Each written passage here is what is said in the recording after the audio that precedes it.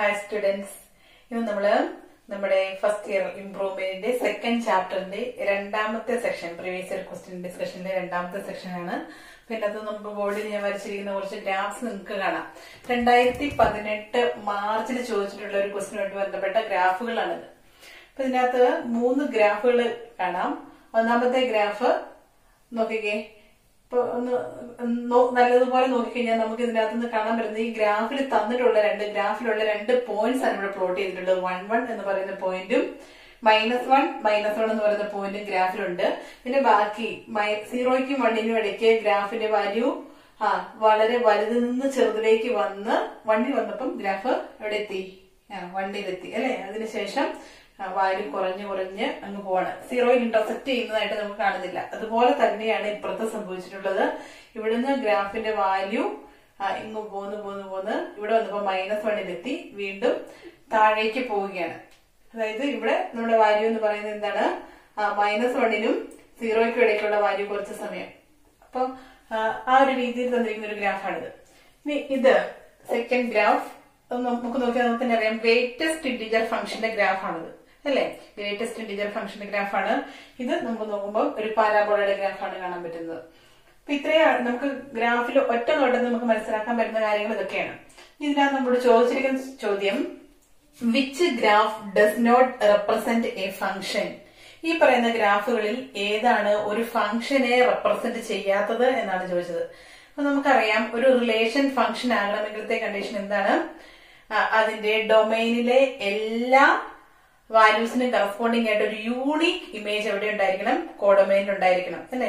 അപ്പൊ നമ്മളിവിടെ ഗ്രാഫ് നോക്കുമ്പോൾ നമ്മുടെ ഡൊമൈൻ ആയിട്ട് നമ്മൾ എപ്പോഴും എടുക്കുന്നത് എക്സ് ആക്സിസ് ആണ്. അതുപോലെ തന്നെ റേഞ്ച് ആയിട്ട് എടുക്കുന്നത് വൈ ആക്സിസിലെ വാല്യൂസ് ആണ് അല്ലെ. അപ്പൊ നമുക്ക് ഇവിടെ നോക്കിക്കഴിഞ്ഞാൽ അറിയാം, ഇതിന്റെ ഡൊമൈൻ 0 തൊട്ട് ഇങ്ങോട്ടാണ് എടുക്കുന്നത്. അതായത് പോസിറ്റീവ് റിയൽ നമ്പേഴ്സ്, 0 തൊട്ടുള്ള റിയൽ നമ്പേഴ്സ് ആണ് ഇതിന്റെ ഡൊമൈൻ ആയിട്ട് വരുന്നതെങ്കിലും ഇവിടെ ഈ ഡൊമൈനിലെ എക്സിന്റെ ഒരു വാല്യൂ തന്നെ ഫംഗ്ഷൻ 2 വാല്യൂസ് അറ്റൈൻ ചെയ്യുന്നുണ്ട് അല്ലെ. നോക്കിയേ, 1 x=1 ആകുമ്പോൾ ഫംഗ്ഷന്റെ വാല്യൂ ഇവിടെയും ഉണ്ട്. അതായത് നമ്മളിങ്ങനെ വൈ ആക്സിസിന് പാരലൽ ആയിട്ട് എക്സ് ആക്സിന് പെർപെൻഡിക്കുലർ ആയിട്ട് ഒരു ലൈൻ ഈ കർവിനെ ക്രോസ് ചെയ്യത്തക്ക രീതി നമ്മൾ വരച്ചാൽ അത് ഒന്നിലധികം പോയിന്റ്സിൽ ഈ കർവിൽ ഇന്റർസെക്ട് ചെയ്യും എന്ന് പറഞ്ഞിട്ടുണ്ടെങ്കിൽ അതിന്റെ അർത്ഥം എന്താണ്? ഈ റിലേഷനിലെ ഡൊമൈനിലെ സെയിം വാല്യൂവിന് യൂണിക് ഇമേജ് അല്ല, ഒന്നിലധികം ഇമേജ് ഉണ്ട് എന്നാണ് എന്റെ അർത്ഥം. നമ്മൾ സാധാരണ എന്താണെന്ന് ചെയ്യാ, നമുക്ക് തന്നിരിക്കുന്നതിന്റെ റോസ്റ്റർ ഫോം എഴുതിയിട്ട് ഫസ്റ്റ് എലമെന്റ് റിപ്പീറ്റ് ചെയ്യുന്നുണ്ടോ എന്ന് നോക്കുമായിരുന്നു. അത് തന്നെയാണ് ഇവിടെ സംഭവിക്കുന്നത്. ഇപ്പൊ 1 എടുത്തു കഴിഞ്ഞാൽ 1ന്റെ കൂടെ ഇവിടെ 1ഉം വരും, അതുപോലെ തന്നെ -1ഉം വരും. ആ ഒരു കണ്ടീഷൻ ഇവിടെ സാറ്റിസ്ഫൈ ചെയ്യുന്നുണ്ട് എന്നുള്ളതുകൊണ്ട് നമുക്ക് എന്ത് പറയാൻ പറ്റും? This is not a function. ഇത് ഫംഗ്ഷനെ റെപ്രസെന്റ് ചെയ്യുന്നില്ല എന്ന് നമുക്ക് പറയാൻ പറ്റും. ഇനി രണ്ടാമത്തെ ക്വസ്റ്റ്യൻ ഇതാണ്, identify the function f(x) = 1/x from the above graph. ഈ തന്നിരിക്കുന്ന ഗ്രാഫുകളിൽ ഏതാണ് f(x) = 1/x ഗ്രാഫ് എന്നാണ് നമ്മളോട് ചോദിച്ചിരിക്കുന്നത്. അപ്പൊ f(x) = 1/x പ്രത്യേകത എന്താന്ന് ഓർത്താൽ മതി.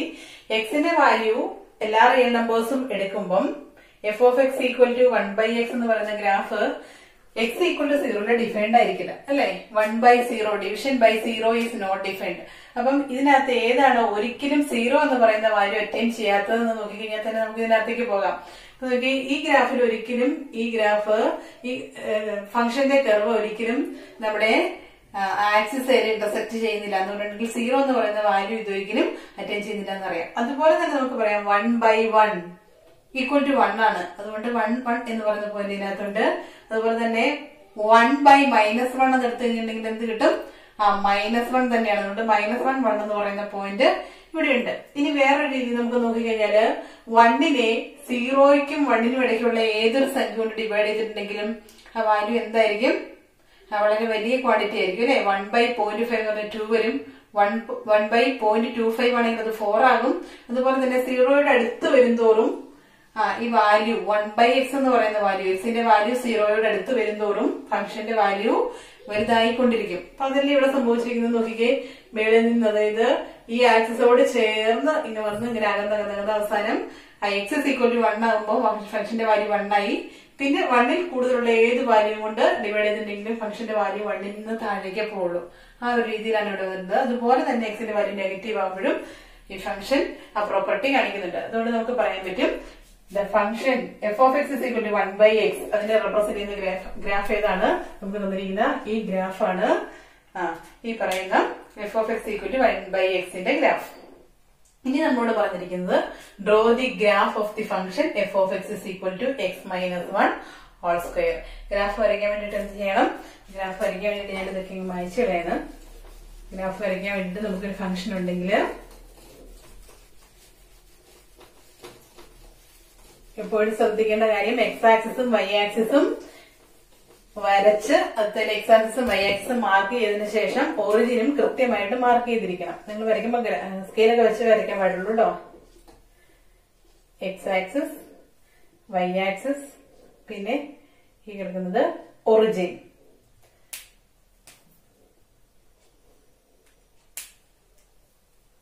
ഇവിടെ നമുക്ക് പോയിന്റ്സ് മാർക്ക് ചെയ്യണം. 1, 2, 3, 4, 5 പോയിന്റ്സ് ഒക്കെ എടുക്കുമ്പോൾ ഈക്വൽ ഡിസ്റ്റൻസിലൊക്കെ എടുക്കാൻ ശ്രദ്ധിക്കണം കേട്ടോ. -1, -2, -3, -4 വരുമ്പോഴും -1, -2, -3. ഇപ്പൊ നമുക്ക് ഗ്രാഫ് വരയ്ക്കാനുള്ള പ്ലെയിൻ നമ്മൾ റെഡിയാക്കി വെച്ചു. ഇനി നമുക്ക് വേണ്ടത് എന്താണ്? നമുക്ക് ഈ ടേബിള് വേണം. അതായത് എക്സ് വാല്യൂസും അതിന് കറസ്പോണ്ടിങ് ആയിട്ടുള്ള വൈ വാല്യൂസും വേണം. എക്സ് എടുക്കുക, വൈ ആയിട്ട് നമുക്ക് എന്താണ് വേണ്ടത്? Y equal to f of എക്സിനെയാണ് നമ്മൾ സാധാരണ വൈ എന്ന് വിളിക്കുക അല്ലെ. അപ്പൊ y equal to x minus 1 whole square ആണ് നമുക്ക് കണ്ടുപിടിക്കേണ്ടത്. അപ്പൊ നമുക്ക് സാധാരണ നമ്മൾ ചെയ്യുന്നത് പോലെ തന്നെ സീറോയ്ക്ക് ലെഫ്റ്റിലും റൈറ്റിലും ഉള്ള ഒരു 2-3 പോയിന്റ്സ് വീതം എടുക്കാം. ആദ്യമേ 0, 1, 2, 3, ഇവിടെ -1, -2, -3. ഈ ഗ്രാഫിനെ കുറിച്ച് അതിന്റെ സ്വഭാവത്തെ കുറിച്ചൊരു നല്ല ഐഡിയ കിട്ടാൻ വേണ്ടിയിട്ടാണ്. ആദ്യമേ എന്ത് ചെയ്യണം? എക്സിന് 0 കൊടുക്കണം. 0 -1 -1 ആണ്. -1ന്റെ സ്ക്വയർ 1 തന്നെ വരും. ഇനി അടുത്തത് 1 -1 എന്താണ്? 1 -1 0 ആണ്. 0യുടെ സ്ക്വയർ 0 വരും. ഇനി 2 എക്സിന്റെ വാല്യൂ 2 എടുക്കുമ്പോൾ 2 -1 1 ആണ്. 1ന്റെ സ്ക്വയർ വീണ്ടും 1 തന്നെ വരും. പിന്നെ എക്സിന്റെ വാല്യൂ 3 എടുത്താൽ 3 -1 2 ആണ്. 2ന്റെ സ്ക്വയർ 4. ഇനി ഇപ്പുറത്തേക്ക് വന്നാല് എക്സിന്റെ സ്ഥാനത്ത് -1 എടുത്താൽ -1 എന്ന് പറഞ്ഞാൽ -2 ആണ്. -2ന്റെ സ്ക്വയർ എത്രയാണ്? 4 ആണ്. പിന്നെ എക്സിന്റെ വാല്യൂ -2 എടുക്കുമ്പോൾ -2 -1 എന്ന് പറയുമ്പോൾ -3 വരും. -3യുടെ സ്ക്വയർ 9 ആണ്.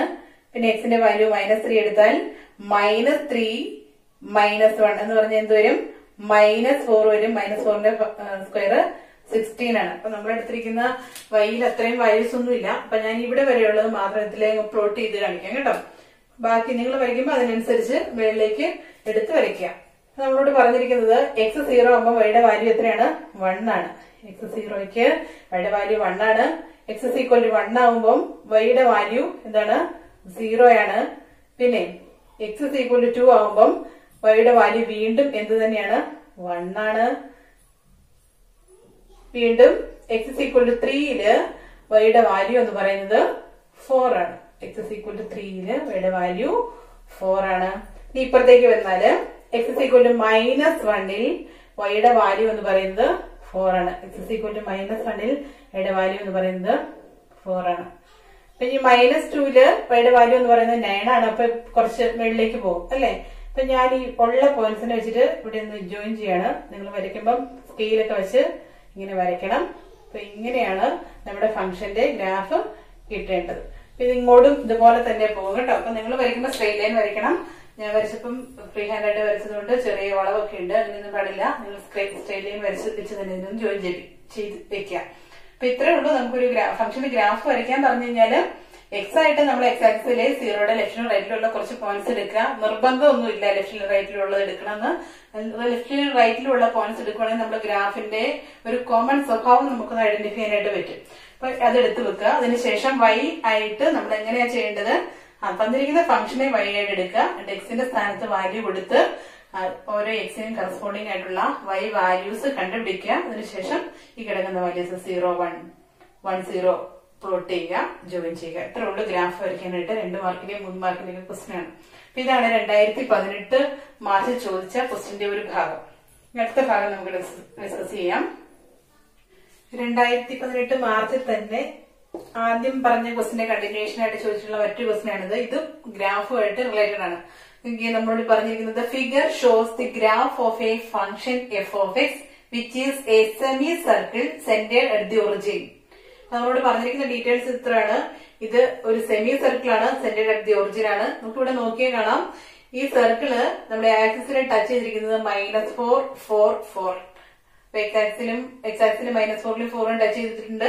വൈ ആക്സിസില് 4ലാണ് ടച്ച് ചെയ്തിരിക്കുന്നത്. അപ്പൊ അതുകൊണ്ട് തന്നെ നമുക്ക് ഇവിടുന്ന് പറയാൻ പറ്റുന്ന കാര്യം എന്താണ്, ഇത് സെമി സർക്കിൾ ആയതുകൊണ്ട് ഈ ഡിസ്റ്റൻസ് 4 ആണ്. അതുകൊണ്ട് നമുക്ക് എന്ത് പറയാൻ പറ്റും, this is A circle with this is A semi circle with radius 4 units എന്ന് പറയാം അല്ലെ. നമ്മളോട് ചോദിച്ചിരിക്കുന്നത്, ആദ്യമേ തന്നെ ചോദിച്ചിരിക്കുന്നത്, write the domain and range of F of X. F of എക്സിന്റെ ഡൊമെയിനും റേഞ്ചും ഡിഫൈൻ ചെയ്യാൻ റൈറ്റ് ചെയ്യാനാണ് പറഞ്ഞിരിക്കുന്നത്. ആദ്യത്തെ കാര്യം അപ്പൊ എന്താണ് ഇതിന്റെ ഡൊമെയിൻ? നമുക്കൊരു ഫംഗ്ഷന്റെ ഡൊമെയിൻ എന്ന് പറഞ്ഞാൽ ആ ഫംഗ്ഷൻ ഏതൊക്കെ വാല്യൂസിലാണോ ഡിഫൈൻഡ് ആയിട്ടുള്ളത് ആ വാല്യൂസിന് നമ്മൾ പറയുന്ന പേരാണ് അതിന്റെ ഡൊമെയിൻ എന്ന്. അങ്ങനെയാണെങ്കിൽ ഈ ഫംഗ്ഷൻ സെമി സർക്കിൾ എന്ന് കൃത്യമായിട്ട് പറഞ്ഞിട്ടുണ്ട്. അതുകൊണ്ട് നമ്മൾ ഇതിന്റെ താഴത്തെ പോർഷനിലേക്കൊന്നും ചിന്തിക്കുക പോലും വേണ്ട. ഇത്രയും ഭാഗമാണ് നമുക്ക് തന്നിരിക്കുന്ന ഫംഗ്ഷൻ എന്ന് പറയുന്നത്. അപ്പൊ ഇതിന്റെ ഡൊമെയിൻ എവിടെയാണ് ഇതൊക്കെ നോക്കിക്കേ. -4നും 4നും ഇടയ്ക്കുള്ള എക്സ് വാല്യൂസിന് മാത്രമാണ് നമ്മുടെ കർവ് പാസ് ചെയ്തിട്ടുള്ളൂ. അതുകൊണ്ട് നമുക്ക് പറയാൻ പറ്റും the domain of the given function is -4നും 4നും ഇടയിലുള്ള റിയൽ നമ്പേഴ്സിനെ നമ്മൾ എങ്ങനെ റെപ്രസെന്റ് ചെയ്യാം? Closed interval -4 4.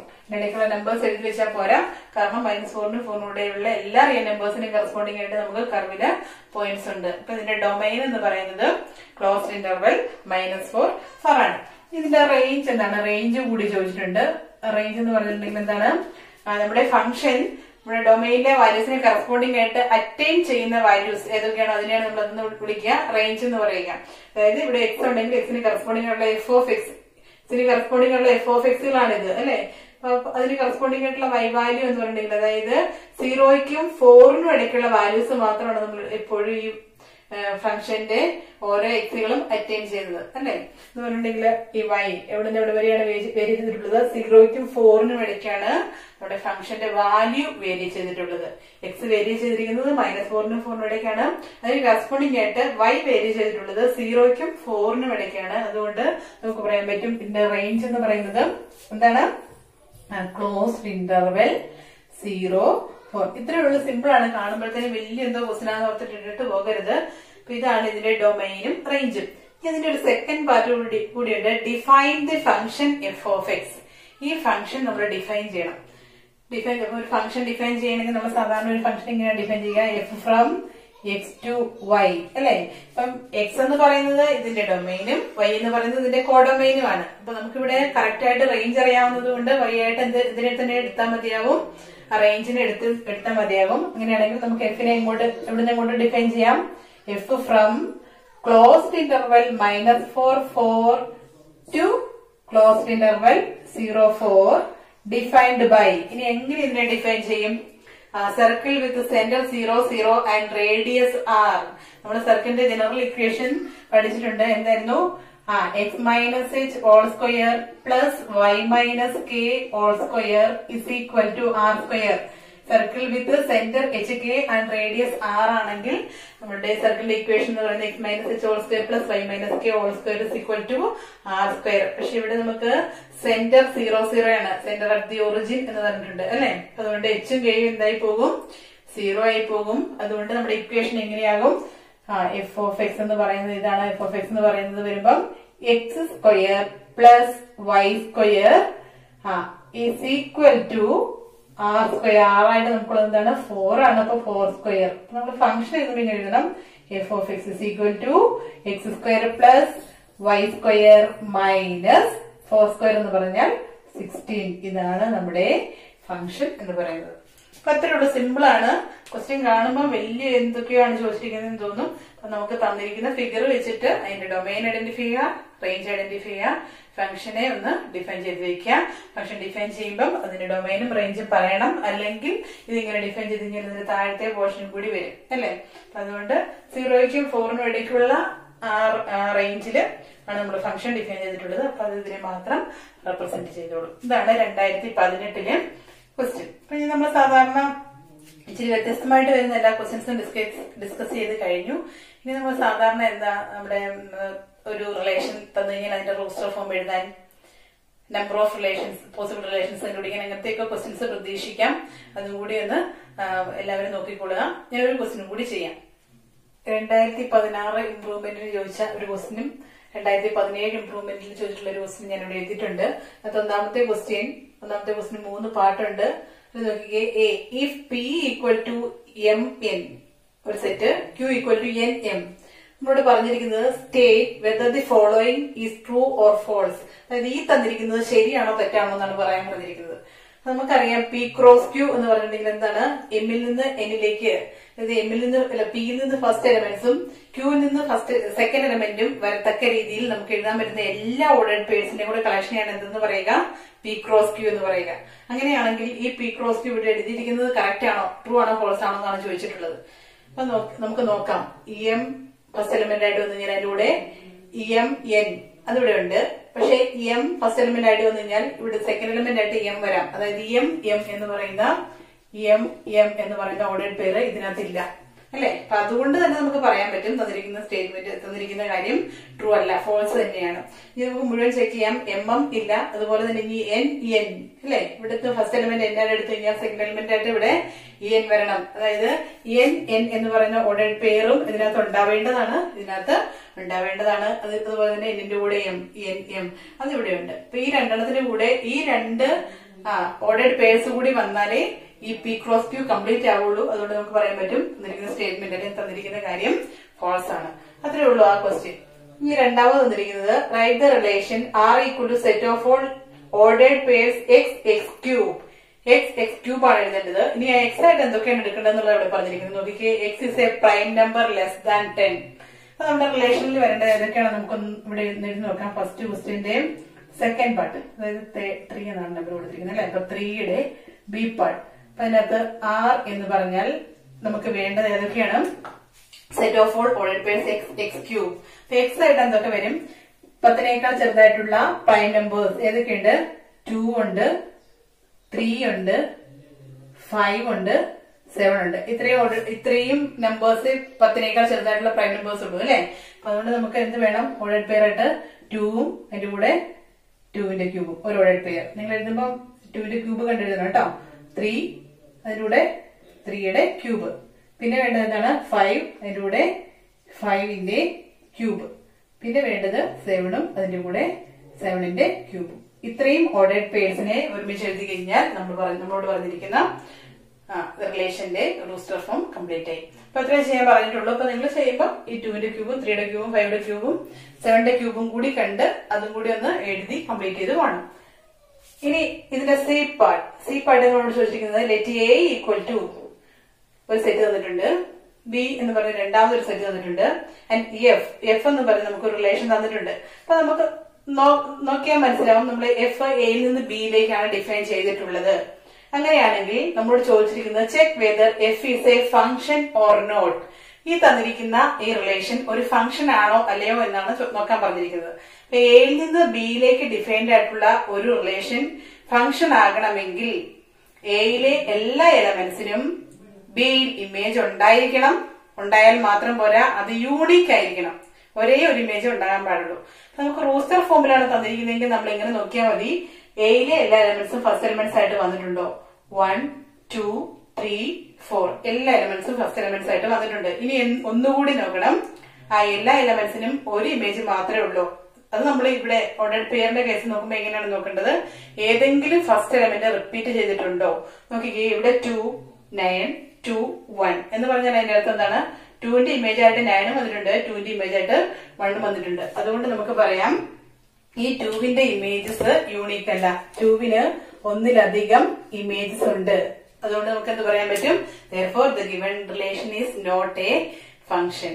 കാരണം എഴുതണം കേട്ടോ. ഇവിടെ 2 എന്ന് പറയുന്ന എയിലെ 2 എന്ന് പറയുന്ന എലമെന്റിന് ഒന്നിലധികം ഇമേജസ് ഉള്ളത് കൊണ്ട് ഈ തന്നിരിക്കുന്ന റിലേഷൻ ഒരു ഫംഗ്ഷൻ അല്ല. അപ്പൊ അത്രേ ഉള്ളൂ. 2016 ഇംപ്രൂവ്മെന്റിന് ചോദിച്ച ക്വസ്റ്റ്യൻസ് എല്ലാം സിമ്പിൾ ക്വസ്റ്റ്യൻസ് ആയിരുന്നു. നോക്കിക്കുക, ഇത്രയും കാര്യങ്ങൾ മാത്രമേ ഉള്ളൂ. ഇനി 2017 ഇംപ്രൂവ്മെന്റിന് ചോദിച്ച ക്വസ്റ്റ്യൻ ഇതാണ്. ഇതിന്റെ കൂടെ ഒരു പാർട്ടും കൂടി ഉണ്ട്, ഫംഗ്ഷൻ കോമ്പോസിഷൻ. അതൊക്കെ ഓൾറെഡി നമ്മൾ ഡിസ്കസ് ചെയ്തിട്ടുള്ളതാണ്. ആയതുകൊണ്ടാണ് ഞാൻ ഇവിടെ പറയാത്തത് കേട്ടോ. ഇപ്പൊ A ഈക്വൽ ടു 2, 3 എന്ന് പറഞ്ഞൊരു സെറ്റ് ഉണ്ട്. B എന്ന് പറയുന്നത് 1, 3, 5 എന്ന് പറഞ്ഞിട്ട് ഒരു സെറ്റ് ആണ്. അപ്പൊ നമ്മളോട് ചോദിച്ചിരിക്കുന്നത്, ഇതിന്റെ ഫസ്റ്റ് പാർട്ടിൽ ചോദിച്ചിരിക്കുന്നത് number of relations from A to B. Number of relations from A to B നമ്മൾ ഇക്വേഷൻ ആയിട്ട് തന്നെ പഠിച്ചിട്ടുണ്ട്. നമ്പർ of relations from A to B എന്ന് പറയുന്നത് is equal to number of relations from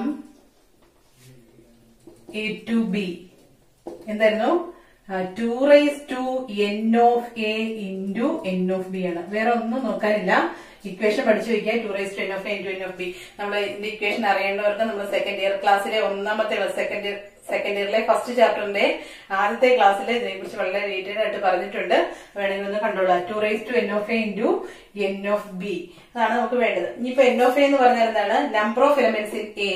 number of elements in A എന്ന് പറയുന്നത് ഇവിടെ എത്രയാണ്? 2 ആണ്. അതുകൊണ്ട് 2 raised to 2 into n of B. Number of elements in B അല്ലെ? Number of elements in B എന്ന് പറയുന്നത് 3 ആണ്. അപ്പൊ 2 raised to 2 into 3 which is equal to 2 raised to 6. നമുക്കറിയാം 2 raised to 6 എത്രയാണ്? 2 raised to 5 32 ആണ്. അപ്പൊ 2 raised to 5നെ ഒരു 2 കൂടി മൾട്ടിപ്ലൈ ചെയ്ത് കഴിയുമ്പോൾ 32 into 2 64. അപ്പൊ ഈ ക്വസ്റ്റ്യൻ നിങ്ങൾക്ക് ഓപ്ഷൻ ഉണ്ട് കേട്ടോ, ചൂസ് ചെയ്യാൻ ഓപ്ഷൻ ഉണ്ട്. അപ്പൊ കറി കുത്താനൊന്നും പോകണ്ട, വളരെ സിമ്പിൾ ആയിട്ട് ഇത്രയും ചെയ്ത് അങ്ങ് വെക്കാനുള്ളതേ ഉള്ളൂ. ആ പാർട്ട് കഴിഞ്ഞു. ഇനി ഇതിന്റെ ബി പാർട്ട്. ഇതിന്റെ ബി പാർട്ടിലും നോക്കി പറഞ്ഞ പോലെ ഒരു റിലേഷൻ തന്നിട്ടുണ്ട്. അതിന്റെ റൂസ്റ്റർ ഫോം എഴുതാനാണ്. നോക്കിക്കേ, R is a relation defined on this set A equal to 1 മുതൽ 14 വരെയുള്ള natural numbers by R define ചെയ്തിരിക്കുന്നത് ഇങ്ങനെയാണ്. Set of all ordered pairs XY such that 3x minus y equal to 0. അപ്പൊ എക്സും y തമ്മിലുള്ള റിലേഷൻ എന്താണ്? സെക്കൻഡ് ക്വസ്റ്റ്യന്റെ b part. 3x minus y equal to 0. അതായത് 3xൽ നിന്ന് y കുറച്ച് കഴിയുമ്പോൾ 0 ആയിരിക്കണം എന്ന് പറഞ്ഞാൽ ഇങ്ങനെയും നമുക്ക് എഴുതാം. എന്താണ്? 3x ഈക്വൽ ടു y ആണെങ്കിലാണ് 3x minus y equal to 0 ആവുള്ളൂ അല്ലെ? അപ്പം എക്സും വൈയും തമ്മിലുള്ള റിലേഷൻ എന്താണ്? y ആയിട്ട് എന്താണോ ഉള്ളത് അതിന്റെ y എന്ന് പറയുന്നത് എക്സിന്റെ 3 മടങ്ങായിരിക്കണം. അപ്പൊ അങ്ങനെയുള്ള നമ്പേഴ്സിനെ ഈ എക്സും വൈ എവിടെ നിന്നായിരിക്കണം? എയിലുള്ളതും ആയിരിക്കണം. അങ്ങനെയുള്ള നമ്പേഴ്സിനെ മാത്രം എടുത്തെഴുതിയാൽ, അങ്ങനെയുള്ള ഓൾറെഡി പേഴ്സിനെ മാത്രം എടുത്തെഴുതി കഴിഞ്ഞാൽ എന്തായിക്കോളും? ഈ പറഞ്ഞ റിലേഷനിലെ മെമ്പേഴ്സ് എല്ലാം ആയിക്കോളും. അപ്പൊ നമുക്ക് തുടങ്ങാം. എക്സ് ആയിട്ട് 1 എടുത്തു കഴിഞ്ഞാൽ y ആയിട്ട് എന്ത് വരണം? y ആയിട്ട് 3 into 1 അപ്പൊ 3 വരണം. ഈ എക്സ് ആയിട്ട് 2 എടുത്താൽ y ആയിട്ട് 3 into 2 6 വരണം. എക്സ് ആയിട്ട് 3 എടുത്താൽ 3 into 3 9 വരണം. വീണ്ടും എക്സ് ആയിട്ട് 4 എടുത്താൽ 3 into 4 12 വരണം. ഈ എക്സ് ആയിട്ട് 5 എടുത്താൽ 3 into 5 15 വരണം. പക്ഷെ 15 നമ്മുടെ ഈ സെറ്റിലുണ്ടോ? X y belongs to A എന്ന് പറഞ്ഞിട്ടുള്ളത് കൊണ്ട് ഇതിനെ നമുക്കിവിടെ ഉൾപ്പെടുത്താൻ പാടില്ല. അപ്പൊ അതൊന്ന് ശ്രദ്ധിച്ചോളുക. അപ്പൊ എത്രയും മെമ്പേഴ്സ് ഇതിനകത്തുള്ളൂ? നമ്മുടെ ഈ റിലേഷനില് ആകെ 412 എന്ന് പറയുന്ന ഈ മെമ്പർ വരെയുള്ള ഓർഡേഡ് പേഴ്സ് മാത്രമേ വരുള്ളൂ. ഇനിയുള്ള ഓർഡേഡ് പേഴ്സ് അങ്ങോട്ട് പോയി കഴിയുമ്പം നമുക്ക് 3യുടെ മൾട്ടിപ്പിൾ ആയിട്ട് വരുന്നത് നമ്മുടെ ഈ സെറ്റിന് പുറത്തേക്ക് പോകും. അപ്പൊ നമുക്ക് ഈ റിലേഷനിൽ വരുന്ന ഓർഡേഡ് പേഴ്സ് എല്ലാം നമ്മൾ എഴുതി കഴിഞ്ഞു.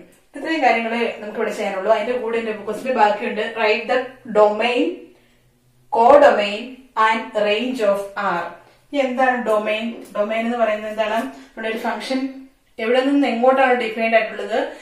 എയിൽ നിന്ന് ബിയിലേക്കാണെങ്കിൽ ആ എ എന്ന് പറഞ്ഞിട്ടുണ്ടെങ്കിൽ നമ്മള് ഡൊമൈൻ എന്ന് പറയുന്നത് റൂസ്റ്റർ ഫോം എഴുതിയതിനു ശേഷം സെറ്റ് ഓഫ് ഓൾ ഫസ്റ്റ് എലമെന്റ്സിനെയാണ് നമ്മൾ എന്ന് പറയുക ഡൊമൈൻ ഓഫ് ആർ എന്ന് പറയുക. അപ്പൊ ഇവിടെ ഡൊമൈൻ